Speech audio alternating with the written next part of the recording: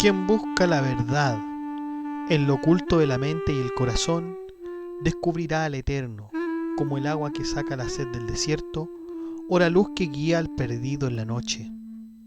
No te pierdas en las sombras, mas observa la perfección del todo, el eco de su voz en la creación, y hallarás en tu propia alma el secreto de su inmenso amor.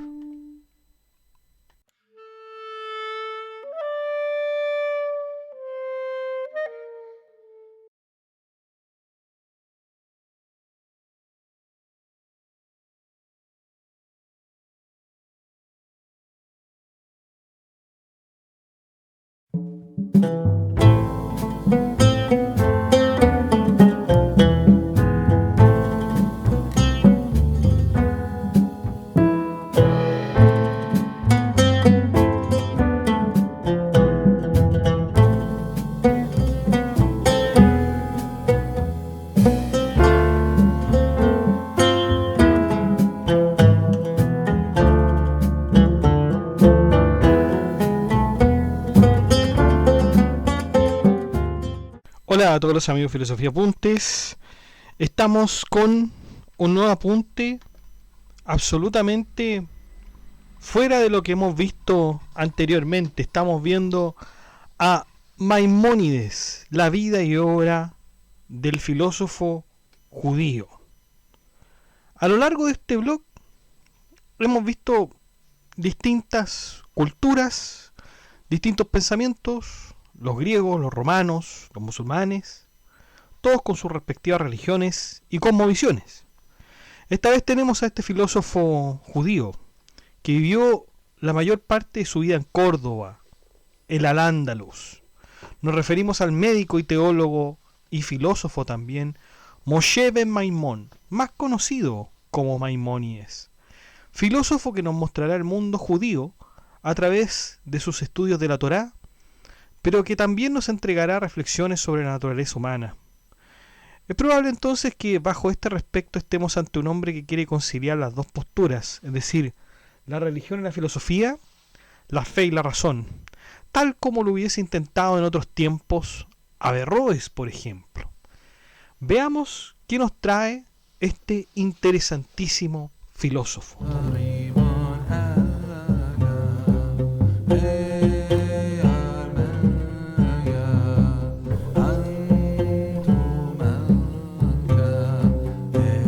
Bueno, vamos a analizar el contexto en primer lugar en el que vivió Maimónides. Los judíos se asentaron en la península ibérica ya que fueron perseguidos por los visigodos. Pensemos que esta persecución se dio principalmente en el siglo VI, cuando este reino, es decir, el de los visigodos, controlaba gran parte de la península ibérica. Y este reino terminó convirtiéndose al cristianismo.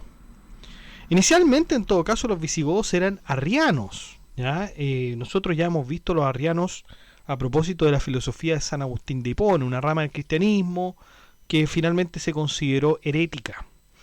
Y en ese contexto no se implementaron políticas de persecución religiosa activa contra los judíos. Sin embargo, ya en el año 587, el rey visigodo Recaredo I se convirtió al catolicismo y decretó que todo su reino debía aceptar toda la fe católica, marcando el inicio entonces de una persecución y de medidas restrictivas contra los judíos.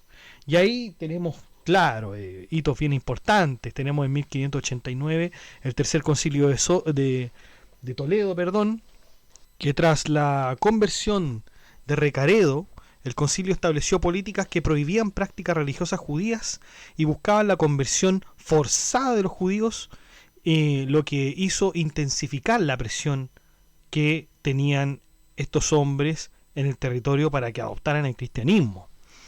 Estaba el rey Sisebuto en el año 612-621, que impuso una política de conversión forzada, y en el año 616 ordenó la conversión obligatoria de los judíos o su expulsión del reino.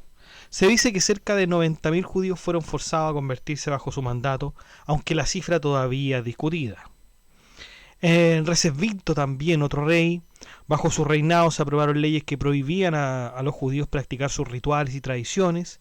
Además se les impedía casarse entre ellos y poseer esclavos cristianos. Los judíos habían sido forzados a convertirse y continuaban profesando su fe, pero en secreto, lo que dio paso a la práctica del criptojudaísmo, que es la adhesión confidencial al judaísmo, pero mientras se va practicando otra fe.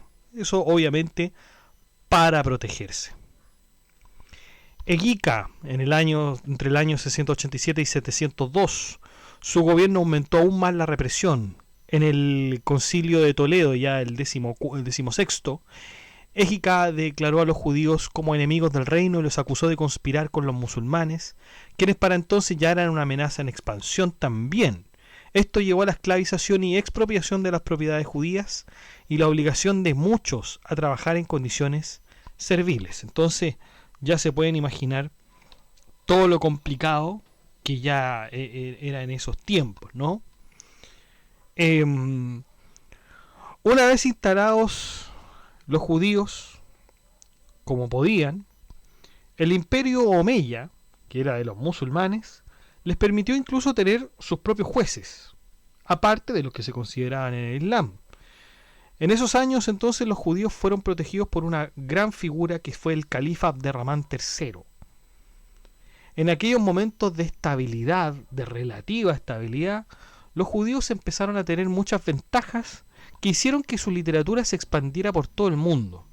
Uno de los judíos más conocidos de aquel tiempo era Ibn Gabirol, quien no escribió ningún tratado religioso, sino más bien filosófico. Entonces pareciera ser que cada vez más los judíos abrazaban las ciencias. Y en este contexto es donde tenemos a Maimónides.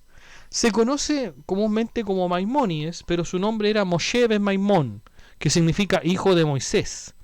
Nació en Córdoba y murió en Egipto. Estudiaba junto a su padre, que era el rabí talmudista Maimón ben Yosef, discípulo de Alfaz.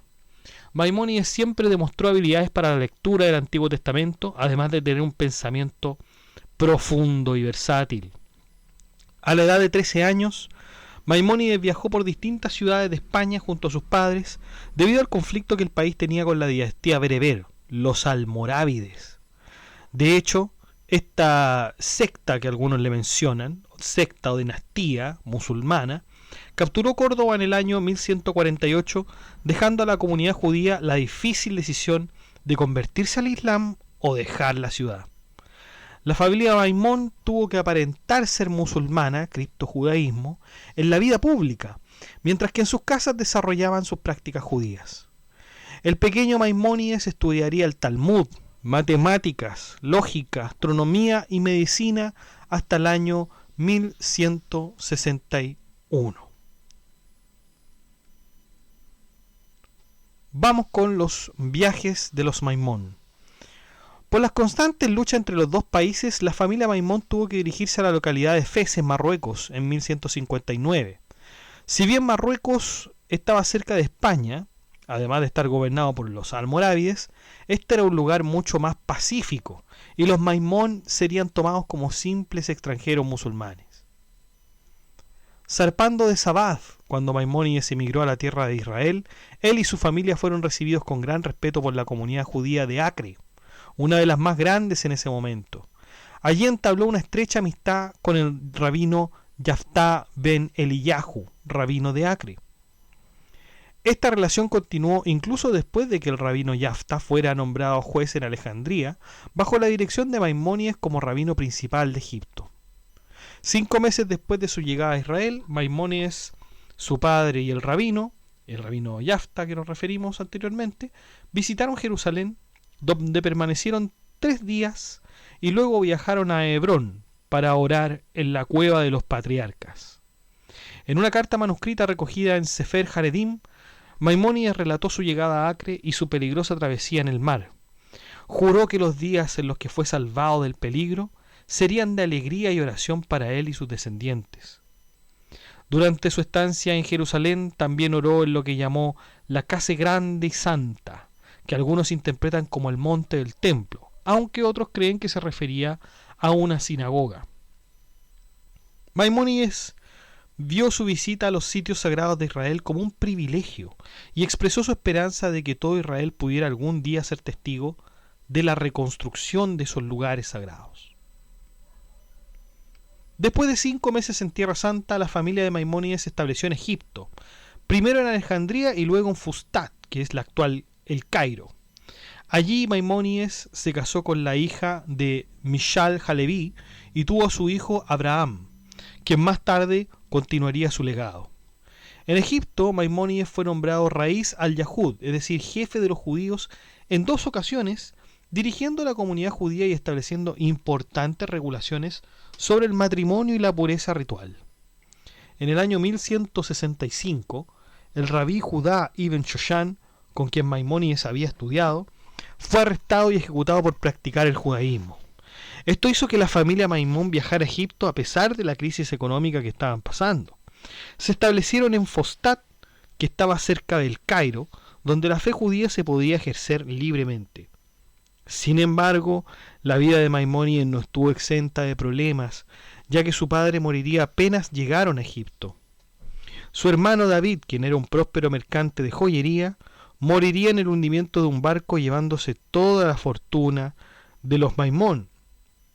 Esto significó que Maimónides sería el único sostén de la familia. Para solventar los gastos y problemas económicos, Maimónides recurrió al rabinato de Egipto, pero este no daba remuneración alguna por el trabajo realizado. Por lo tanto, Maimónides estudió medicina, por lo que su fama se propagó rápidamente por el lugar. Su fama llegó a ser tal que Maimónides se convirtió en el médico de la corte del sultán Saladino.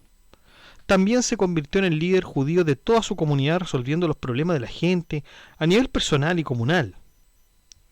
Sin embargo, lo que cuenta Maimónides sobre ser médico en la corte del sultán no es muy complaciente. De hecho, Maimónides pasaba días enteros en la corte y además tenía que atender más gente al llegar a su casa.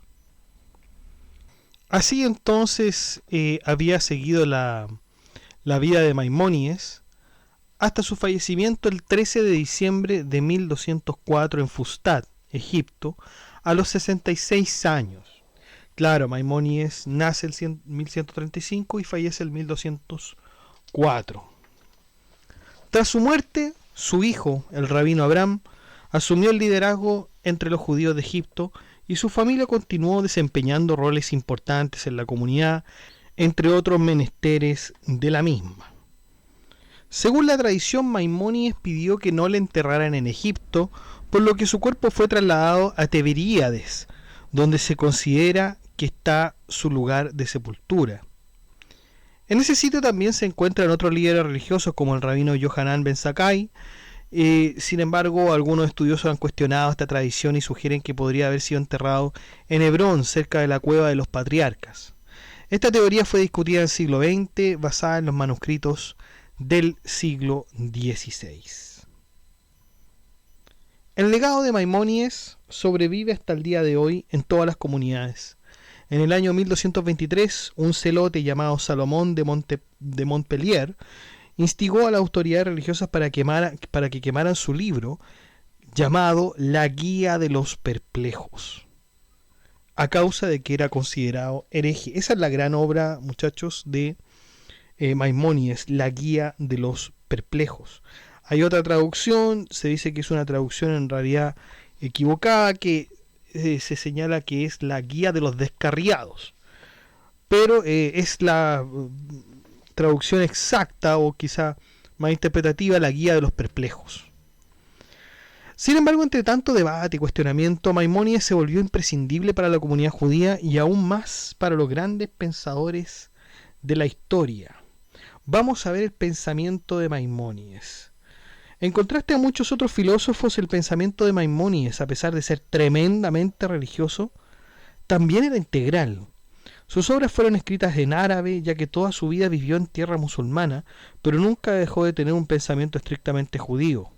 Rechazó a los filósofos árabes y judíos también, a excepción de Ibn Pase y Al-Farabi, de los que hemos hablado en otros podcasts.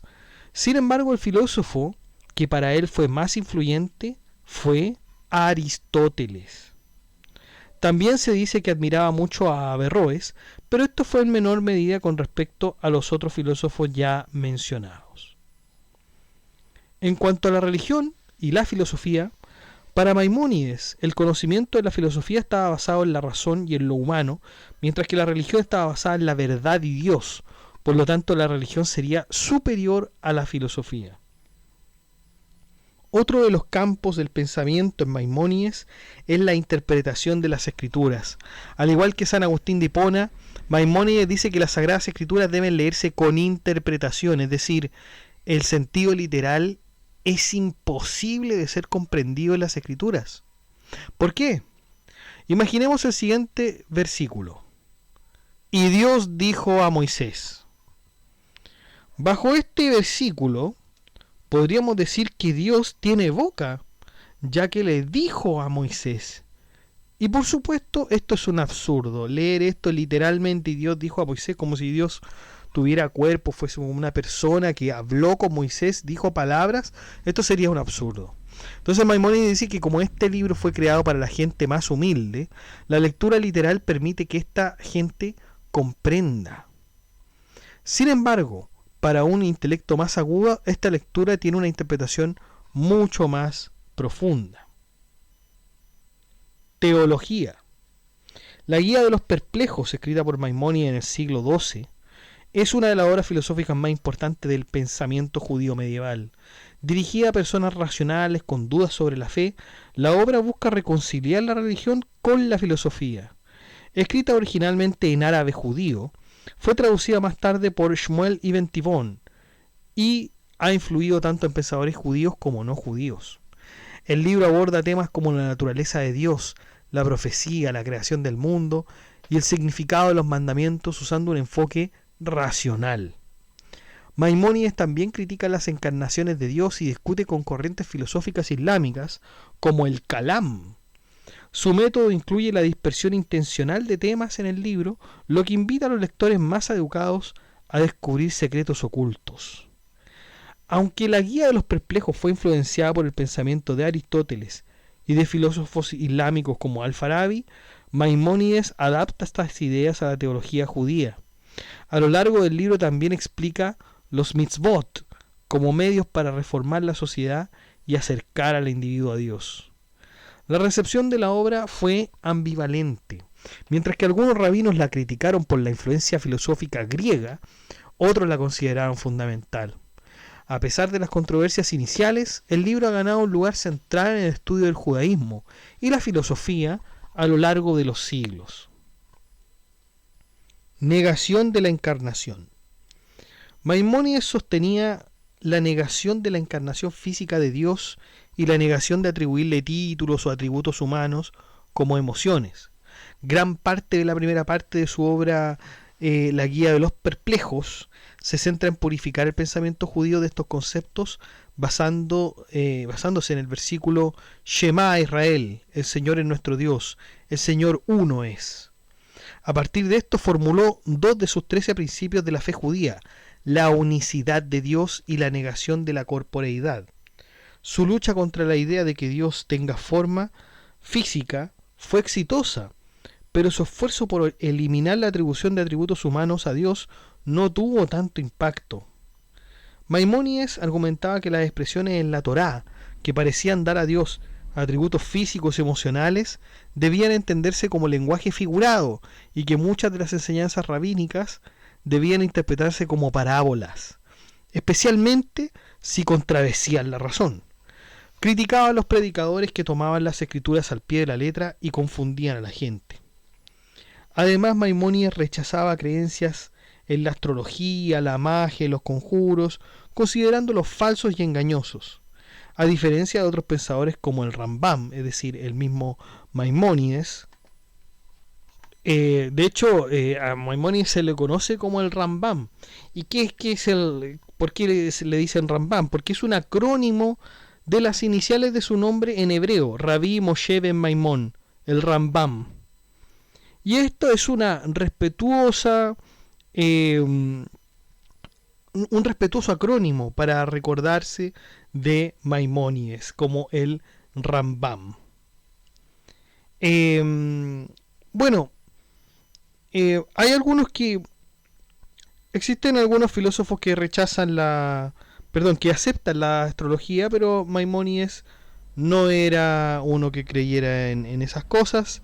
Creía que eran meras ilusiones sin ninguna base real. De hecho, se dice también que estaban prohibidas por la Torá. Estaban prohibidísimas por la Torá.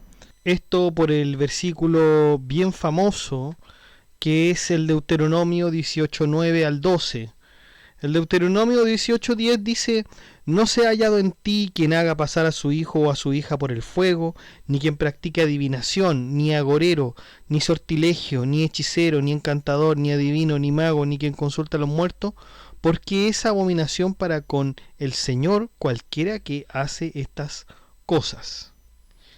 Eso es una, no sé si dentro de eso podría estar la astrología. En Levítico también se reitera una idea muy parecida. En Levítico 19:26 dice: no comeréis cosa alguna con sangre, no seréis agoreros ni adivinos. Pero si hay un versículo, creo yo, que es el más potente contra la astrología, es el de Daniel 2:27 al 28, también del Antiguo Testamento, donde Daniel respondió delante del rey diciendo: el misterio que el rey demanda, ni sabios, ni astrólogos, ni magos, ni adivinos lo pueden revelar al rey. Ahora podríamos seguir preguntando: ¿es realmente este un versículo que agota la discusión sobre la astrología? No sé, ahí tendríamos que verlo más detalladamente. Esto requiere más análisis por lo demás. Para Maimónides, como habíamos dicho, eran meras ilusiones sin base real. Para él, de hecho, creer en estas prácticas no solo era irracional, sino que también una muestra de profunda ignorancia. Y de hecho hay unas cartas contra la astrología que vamos a ver más adelante, que es una de las obras de Maimónides. Medicina. Maimónides fue un pionero en la medicina preventiva, integrando en sus escritos médicos y en su Mishnah Torah guías sobre nutrición, ejercicio y salud mental. En temas de nutrición recomendaba elegir alimentos no por su sabor, sino por su eficacia, evitar comer con el estómago lleno y no mezclar demasiados sabores en una sola comida. También enfatizaba la importancia del ejercicio físico, señalando que, aunque se sigan otras reglas de salud, sin ejercicio eventualmente se necesitarán medicamentos. En cuanto a la salud mental, Maimónides fue uno de los primeros en relacionar el judaísmo con la terapia psicológica. En su obra, 8 capítulos, sugiere que las personas con desequilibrios emocionales deben consultar a un sabio que les ayudaría a corregir sus rasgos extremos mediante la práctica de lo opuesto hasta encontrar el camino dorado. Y este enfoque estaba basado tanto en la enseñanza filosófica de Aristóteles como en la de los sabios judíos. Además, Maimónides consideraba la salud mental como parte crucial de la medicina. Creía que un médico debía entender que los pacientes con problemas físicos a menudo también sufrían emocionalmente y que la mente amplia y sana era esencial para el bienestar. Para él, la salud del alma y el cuerpo estaban profundamente interconectadas y ambos debían ser tratados conjuntamente. En cuanto a la astronomía, Maimónides estaba influenciado por la cosmología aristotélica y en consecuencia rechazó los epiciclos de Claudio Ptolomeo. Para saber lo que son los epiciclos, muchachos, está el podcast de Geocentrismo, para que lo puedan observar y ahí entender un poco de qué estaba rechazando Maimónides. No lo vamos a ver aquí porque es un poco largo de tratar. Y optó por un modelo donde los cuerpos celestes giran en esferas desplazadas respecto a la Tierra, aunque finalmente consideró insatisfactorias estas explicaciones. Maimónides consideraba que los excéntricos, al igual que los epiciclos, eran incompatibles con la física aristotélica. También rechazó la teoría de las esferas homocéntricas por su incapacidad para explicar las irregularidades en el movimiento planetario. En última instancia, Maimónides reconocía que la comprensión humana podría ser insuficiente para captar plenamente la estructura del universo. Esto también chiquillos, se ve en el podcast de geocentrismo. Astrología. Volvemos a la astrología entonces con Maimónides. Ya sabemos que la rechaza firmemente. También la magia, los conjuros, falsas ilusiones sin fundamentos. Maimónides sostenía que no había verdad alguna en ellas. En su Mishnah Torah, Maimónides escribió que todas estas acciones mágicas eran falsas y engañosas, promovidas por los antiguos paganos. Además argumentaba que cualquier persona que creyera en estas prácticas, aunque pensara que la Torá simplemente las prohibía, porque eso es verdad, o sea, la Torá no explica por qué la astrología tiene que ser mala, ¿no? Sino que simplemente la prohíbe. Pero Maimónides, a pesar de que tiene en conciencia esto, decía que quien creía en esto era ingenuo y carente de entendimiento. Y lo dice, vamos a citar textual de la obra: y todas estas cosas, refiriéndose a acciones mágicas como la brujería o los conjuros, son falsas y mentirosas, y aquellos que fueron extraviados por los antiguos adoradores del paganismo, a los gentiles de las tierras para que los siguieran. Cualquiera que crea en estas cosas y cosas semejantes, y piense en su corazón que son verdad y palabra de sabiduría, pero la Torá se lo prohibió, no es más que uno de los tontos y los estúpidos. Para él, creer en estas cosas era signo de ignorancia y falta de razón. Ahí dejamos concluido el tema de la astrología. ¿Qué ocurre con la fe? Maimónides formuló los 13 principios de la fe judía, un conjunto de creencias fundamentales que, según él, todo judío debía aceptar para adherirse adecuadamente a la fe. Y estos principios se encuentran en su comentario a la Mishnah, en el tratado de Sanedrín, capítulo 10, y han tenido una gran influencia en el pensamiento judío posterior. Estos principios buscan definir la fe judía de manera estructurada y se considera una base del judaísmo ortodoxo. A continuación vamos a ver cada uno de ellos. En primer lugar, la existencia de Dios. Dios existe como ser perfecto y necesario y es la causa de toda la creación. 2. La unidad de Dios. Dios es absolutamente uno, sin divisiones y no existen otras deidades junto a Él. 3. La incorporeidad de Dios. Dios no tiene cuerpo ni forma física. Cualquier descripción física es metafórica. 4. La eternidad de Dios. Dios existe fuera del tiempo y no tuvo un comienzo ni tendrá un final. 5. La adoración exclusiva de Dios. Solo Dios debe ser adorado y no se debe adorar a intermediarios como ángeles, estrellas, planetas u otras fuerzas. 6. La profecía. Dios se comunica con los seres humanos a través de la profecía y otorga el don de la profecía a personas con gran virtud. 7. La supremacía de la profecía de Moisés. Moisés es el mayor de todos los profetas y su nivel de profecía es único e inigualable. 8. La revelación de la Torá. La Torá, los 5 libros de Moisés, fue dada directamente por Dios y cada palabra es sagrada y verdadera. 9. La inmutabilidad de la Torá.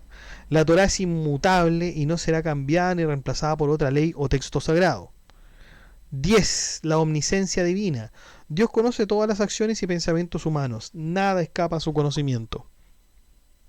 11. La recompensa y el castigo.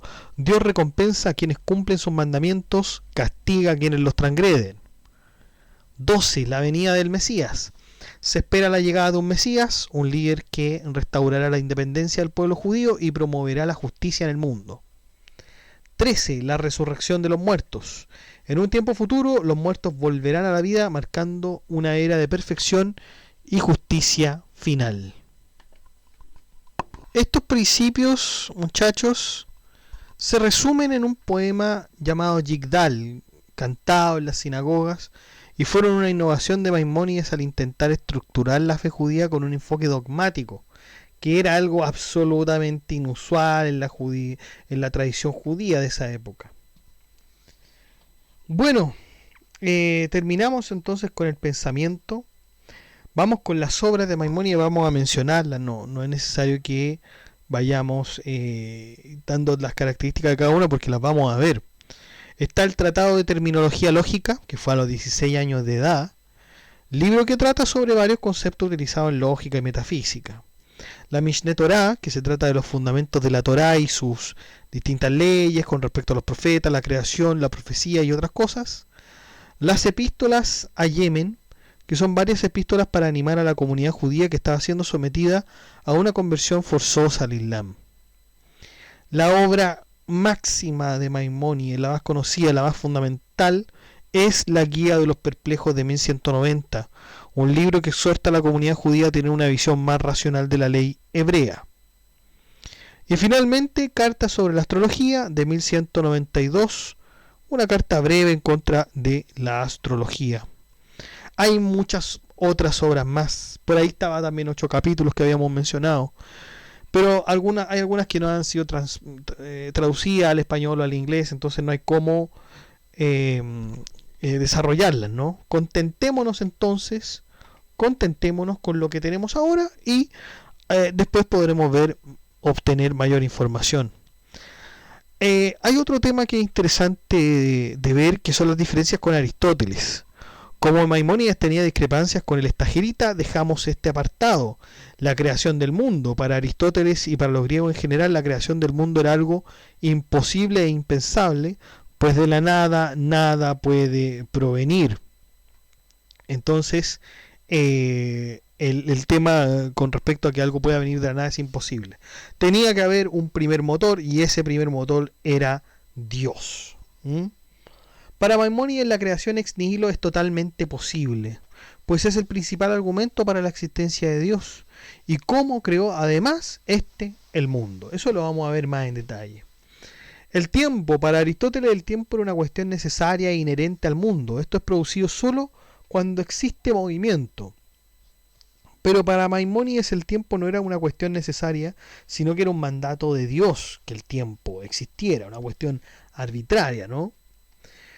La divinidad, para Aristóteles la divinidad se componía de motores que iban creando y moviendo a sus seres próximos, la teoría de los motores, del primer motor más bien. Y para Maimónides todos los seres son emanación de Dios y por lo tanto el número de motores se reduce considerablemente bajo la teoría del filósofo a este respecto, con que pudiesen haber uno, dos o más motores.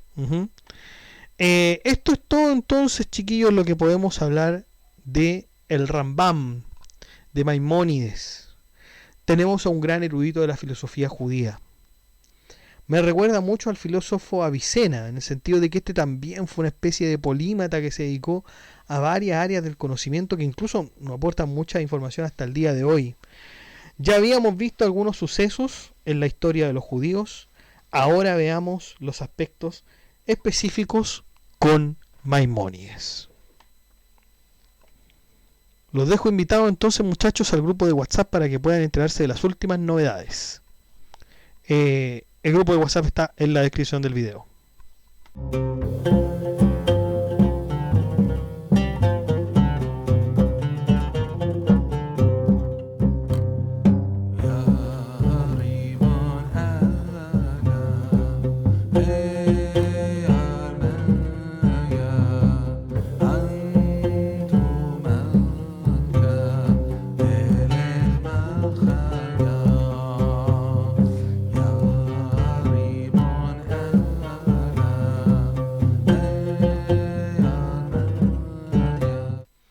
Bueno, chicos, eso ha sido todo. Muchas gracias por escuchar este podcast.